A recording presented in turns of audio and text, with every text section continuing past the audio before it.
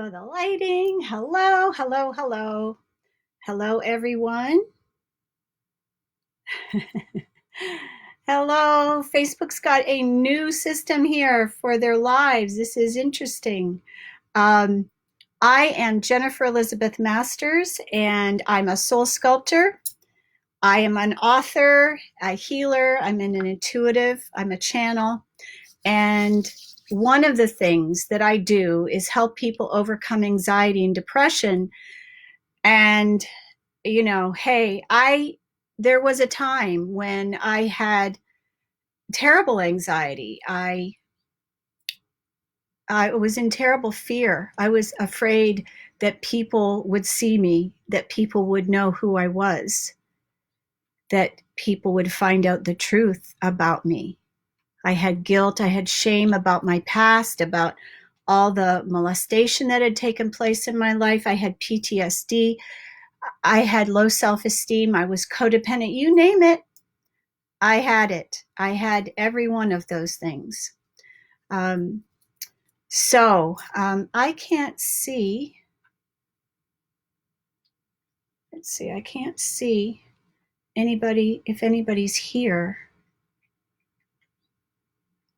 So this is interesting. How are you? Is anybody out there? Okay. So what I want to do, I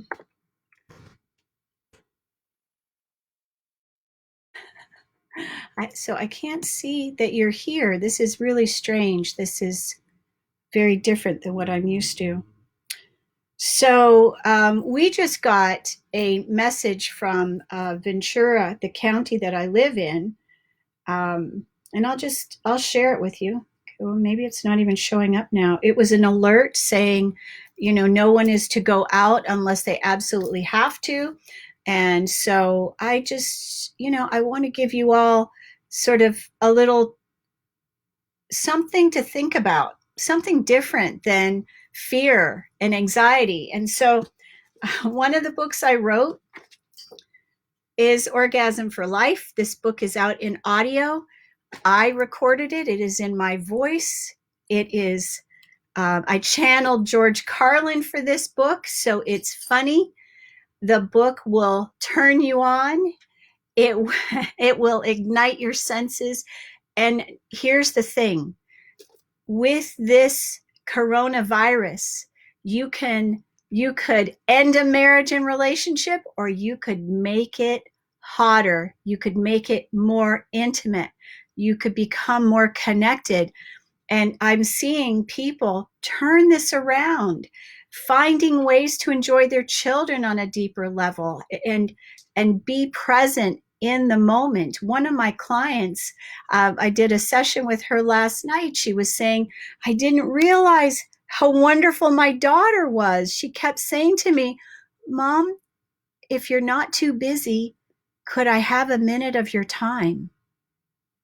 This little girl is 9 years old. Mom, if you're not too busy, could I have a minute of your time? Now, if that doesn't break your heart, I don't know what will. Because here's the thing, people. If we don't want to raise narcissistic children, the number one thing that we need to do with our children is to be present with them, like I'm being present with you right now, looking you in the eyes, seeing you. Take a deep breath.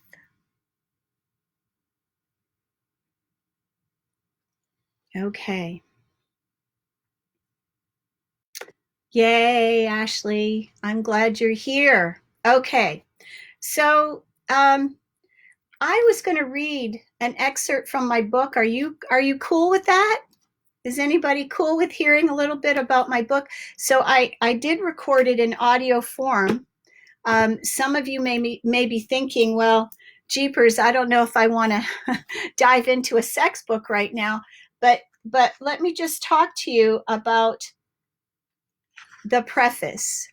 So this, I think, is going to speak volumes to you. This is the preface. Forget what you have ever heard. Forget what you have ever been taught. Most of you have learned thus far, most of what you have learned thus far has your balls gripped in a vice and twisted. For those of you without testicles, you have spent far too long repenting those you have slept with and regretting the ones you let get away. Living with regret is a waste of time and energy in any regard. So forgive yourself and forgive everyone. Your life is about to change profoundly on a very personal level. Religion and society have molded, groomed, and programmed us to behave a certain way. When we move beyond the middle road of life, our palms begin to sweat and our conscience pulls us back from living a life outside the normal limits of society. And what is that? I'm going to talk to you about that for a minute. What is normal? The normal limits of society. Being the best wife, being a good girl, being a good mother, being a perfectionist, putting everyone else first, beyond and above you. And here's the thing, people, if we don't love ourselves, how on earth can we expect anyone else to love us? Okay. So just to depart for 1 second, I have 2 YouTube channels. I have free content out there. I have a depression and anxiety package for $37 that will clear anxiety, depression, and suicide ideation. It's on my website. I highly recommend it. I have healed it within myself, and I have done it for others. So there's no need to be living in fear. Okay. So we see a stray sheep every now and then, living a life beyond programming and conditioning. We wonder what it might feel like to not care what society thinks. I'm trying to do this so I can look at you. Our morals and other societal limitations for the extraordinary keep us in check. Has that ever happened to you? We find ourselves skirting middle age and beyond without ever having touched the thrill of sex standing up in an antique store or other places. These are only fantasies, hopes, or dreams we sometimes read about. Memories of sex under the Eiffel Tower in Paris and in the first-class section of a DC-8 for most normal people don't exist. Okay, is this a little too wild for daytime television? I don't know. But here's the thing, people. This book, it will ignite your sex life. It will turn you on. It will create intimacy. It will teach you how to communicate without hate so that your relationship becomes lovely, warmer, more connected. You have all this time, people. This is a great time to work on your relationship, and it will help you work on your relationship with yourself as well. So, okay. So, what do you think, Ashley? Is this scaring you? Okay. Okay. So, yet there are those who push the limits, who experience wide-eyed wonder in their lives. We see these players and characters in movies and imagine what life would be like to be them, if only for a moment. We find ourselves as adults with children that further bog us down, yet create more mundane but somewhat pleasant events. We love our families, but long for the thrill of the vomit. Wait a minute. We long for the thrill of the stomach-dropping roller coaster ride, minus the vomit, which unbridled free sexual expression can give us. Life is supposed to be pleasure-filled. We approach middle age wondering, where is it? For all the back-breaking, nose-to-the-grindstone years we have endured, it seems that pleasure has been wrung out of our sexual experiences. Not just sexual experiences, just life in general. Thanks, Stephanie. So how many people are experiencing pleasure being home? I am. I think I've put 10 pounds on. I've experienced so much pleasure. Okay. Let's see where else. Life is supposed to be pleasure-filled. We approach middle age wondering, where is it? For all the back-breaking, nose-to-the-grindstone years we've endured, it seems that the pleasure has been wrung out of our sexual experiences and just general life experiences. We read about it in books or watch it on a movie screen. We live in an on-demand society. We desire instant gratification. We want mind-blowing sex with multiple orgasms that leave us wishing that we smoked. Sex with multiple orgasms that could leave us, oh, I like that line so much I'm repeating it. Oh, gosh. Okay. I cracked myself up. Oh, okay. So we could experience the postcoital inhalation, that's the smoking thing, right? And fling ourselves onto our dampened pillows, panting, oh my God, why isn't it happening right now? We confuse pleasure with entertainment. We focus on what we don't have. How many of us are doing that right now? We think longingly of the guy or girl back in maybe the 90s, I said 80s, with a great ass, and then wonder why we didn't, and I'll blank that one out, them right now, right then. Screw regret. Life is too short to spend half of it wishing wistfully for something we don't have, and the other half wishing we had the guts to do what we didn't do. The more we focus on our regrets, the more regrettable moments we have. We know that happy people do extraordinary things. Yes, we do. Depressed people rarely astound anyone. We live in a rat race of work, errands, and then death. Life is over before we know it. Sometimes we see people younger than ourselves dying before their time. I'm writing this book to light a firecracker under your ass, to catapult you out of your easy chair, away from your darn remote. You have the power to consciously create more joy and pleasure in your life rather than watching it pass you by from the sidelines. Life will be over before you know it. Wouldn't you rather have a memory of making love in the ocean off the coast of Bermuda, remembering your life as one that was truly lived passionately? Yep, that's me.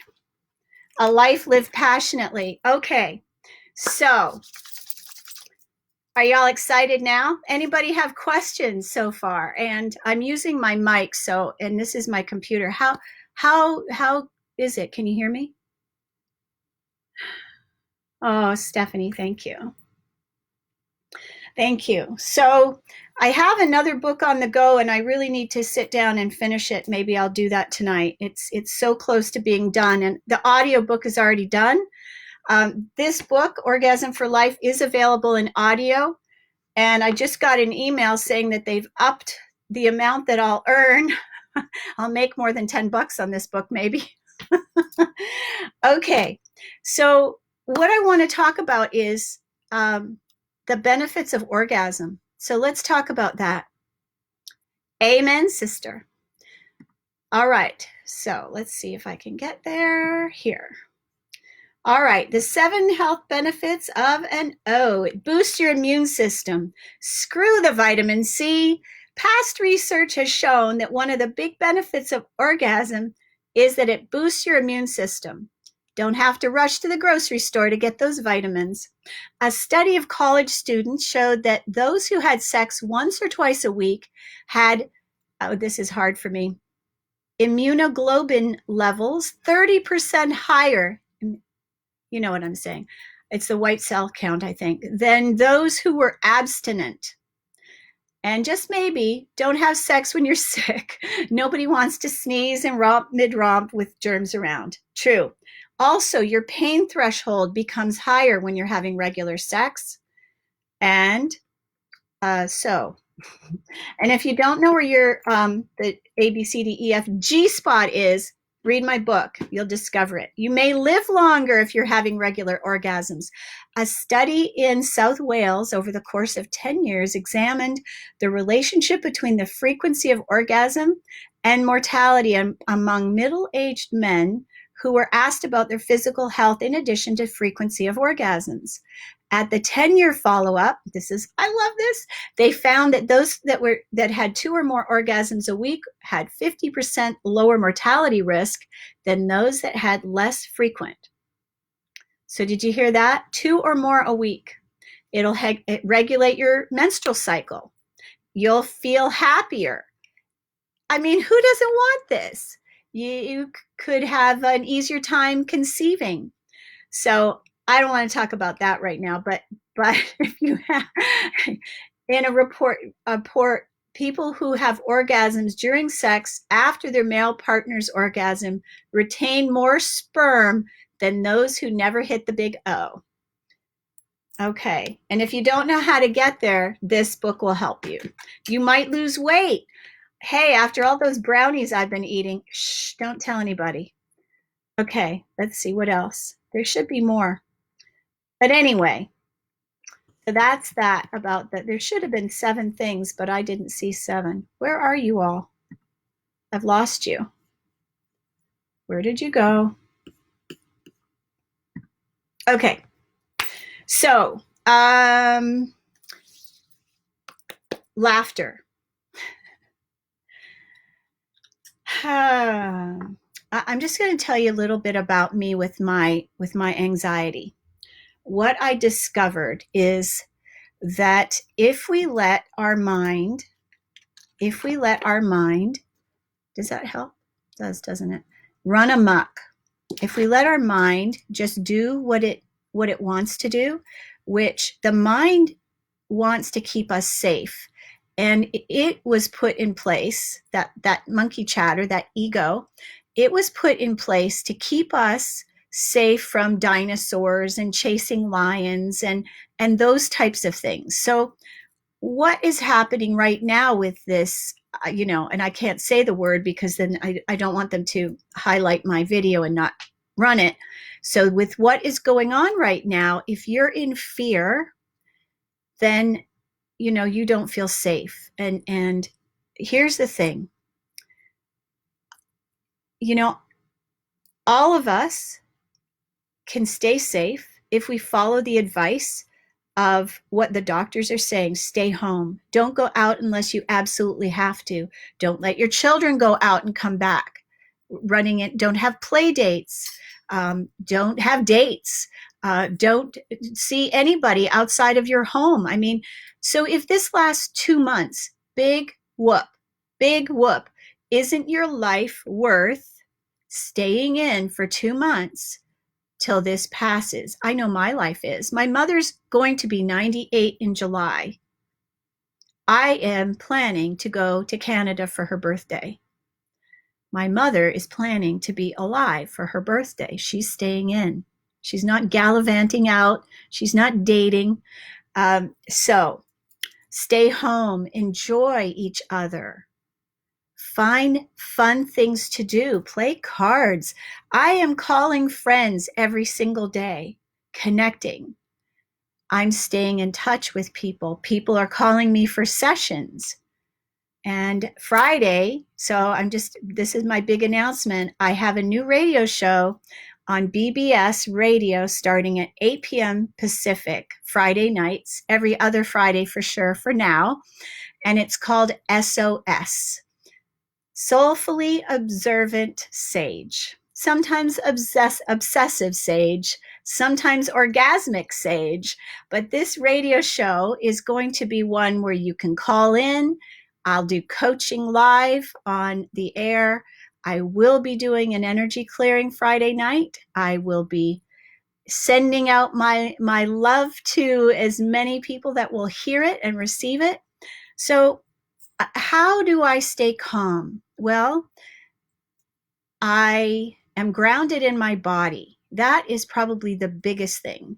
There was a time that I wasn't grounded. And when I wasn't grounded, I was very scattered. So, what's the difference? Well, when I began to love myself, I stopped running away from who I was. I stopped trying to please other people. I stopped trying to be perfect and knew that I was good enough. So when we know that we are good enough, when we respect ourselves enough to have healthy boundaries and be able to say, no, I don't want to. No, thank you very much. I mean, I've had people say some things to me on Facebook, and I have to stand in my truth and say, no, thank you. That may be okay for you, but it's not for me. Okay. So is anyone asking questions? Okay. All right. So I'm going to just give you my process for meditating. So there was a time that I believed that I couldn't meditate because my mind was chatting at me. My mind is now quiet, completely quiet. And this is what it's part of what I do for my clients. I coach them and give them tools to use to quiet the mind. So the mind is doing its best to help us. And we need to say, thanks for sharing. That's not part of my reality. And knowing that we are safe, knowing that we are protected, knowing that we're here for a reason, there is no one else like you out here. There is no one else on the planet like you. So why would you compare yourself to anyone else? Nobody does what you do. And certainly nobody does it like you do. And there's that song, I think it's Carly Simon, nobody does it better. Nobody does it better than you. So when you recognize that you are your best friend and also your worst enemy, you calm the enemy down and you love that part of yourself. When you lovingly accept the crazies, the scattered part of you, the shadow part of you, when you love and accept it, instead of trying to kick it out of bed or out of the Earth's hemisphere, when you start to lovingly accept all of you the way you are, not when you have the perfect amount of money in the bank or the perfect relationship or you have the perfect number of clients. No, right now. So self-love means loving yourself as you are, where you are, no matter what. And so in the process of loving ourselves, there are a few things we need to do. We need to stop a few things. We need to stop hating on ourselves. We have to stop telling ourselves that we're stupid or fat or ugly or whatever else is your critic voice in the background. You have to stop that. Instead, speak lovingly to yourself. Say nice things. Date yourself. What would you say to yourself if you were dating you? Would you tell yourself how beautiful you are? Of course you would. Would you tell yourself, I love you? Of course you would. So these are the things that we want to focus on, and those are the things that calm our bodies down and make us want to stay in our body, because it's this, where's my magnifying glass? It's the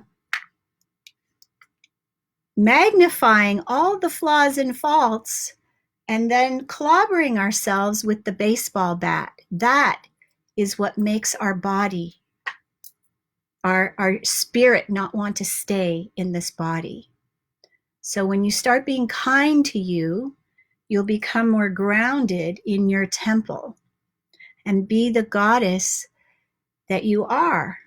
But you can't be the goddess out of your body.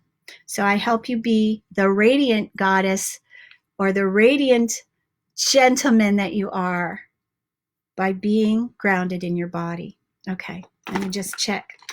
Is anybody commenting? All right, so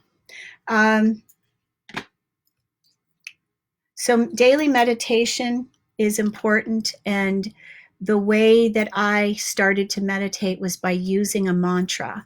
So I would sit. I tried the cross-legged on the floor thing. I didn't like it much. And so when I meditate, I sit up in bed and I do a mantra. And I have I'll post it on Facebook in a little bit. My meditation that I did the year I became enlightened is called the Divine Presence Process Meditation. And the first mantra is lovely. It's really beautiful. I am the light of the divine inside me. And now when I say that, my heart just opens. I am the light of the divine inside me. Now we have gone, because I was just laughing. I'm hearing my guides talking to me going, you went from talking about orgasms to talking about divinity. So here's the thing. We are divine beings. We are connected with the inner divine. We are connected to the universe. We're connected to all that is. And what people are starting to realize is that every one of you is part of me. We're all in this together. We're all united. No matter where we're from, no matter what part of the world we're from, we're all united. And the sooner that we all realize, no matter who you've hated in the past, if you hate someone, you hate part of you.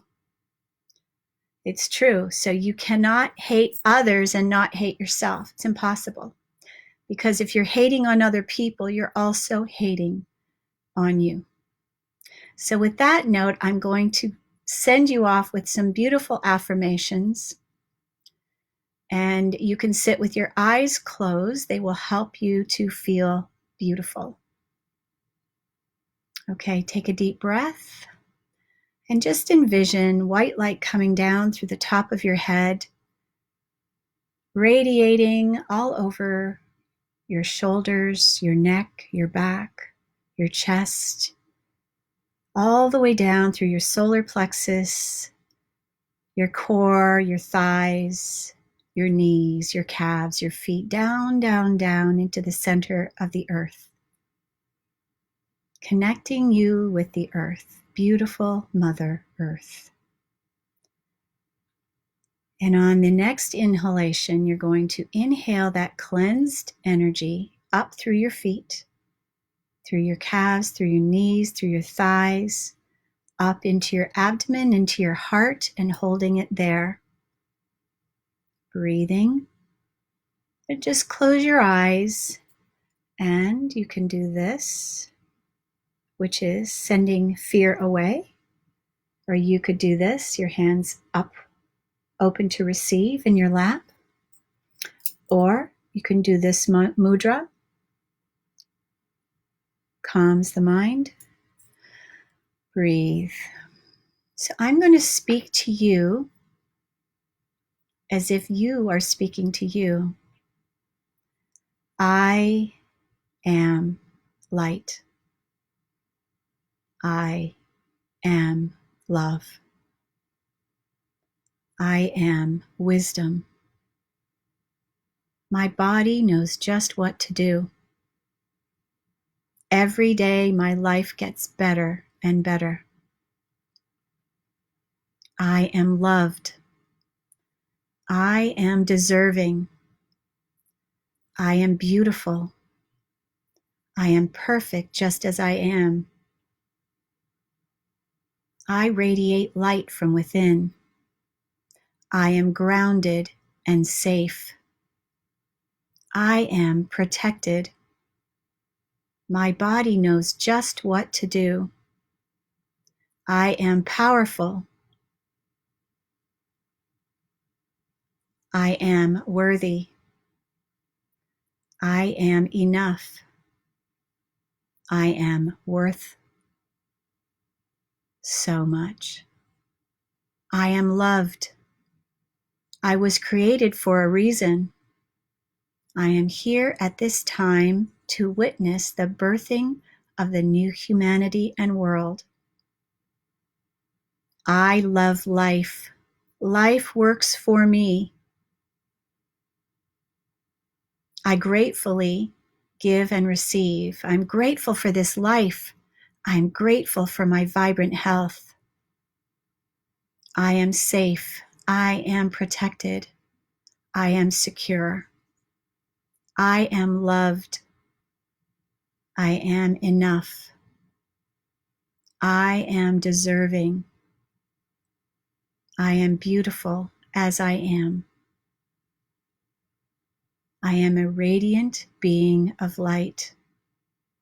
I was created unique for a reason. Life works for me. My good lies before me. Abundance comes to me easily and effortlessly. I am grateful for all that I am, all that I have, and all that I receive. I am grateful for this life. I am grateful for the love in my life.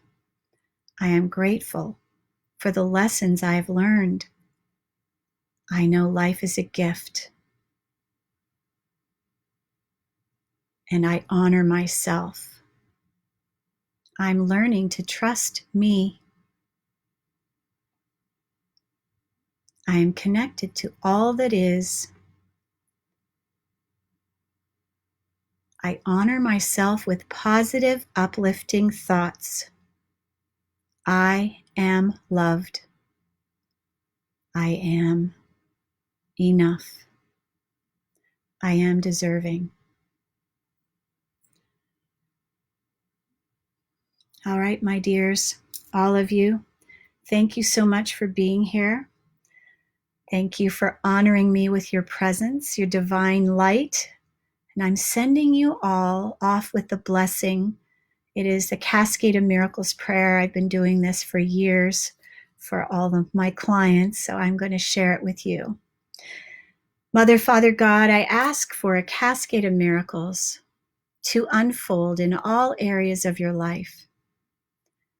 I ask for your friendships to be strengthened, your relationships to be filled with love, joy, and bliss. I ask for your bank accounts to be filled to overflowing and your health to be vibrant. I ask that your family and friends be blessed with this cascade of miracles as well. As long as you are grateful, thank you, thank you, thank you. Amen. So thank you so much for being here. Thank you for joining me, and sending you lots of love, and see you tomorrow.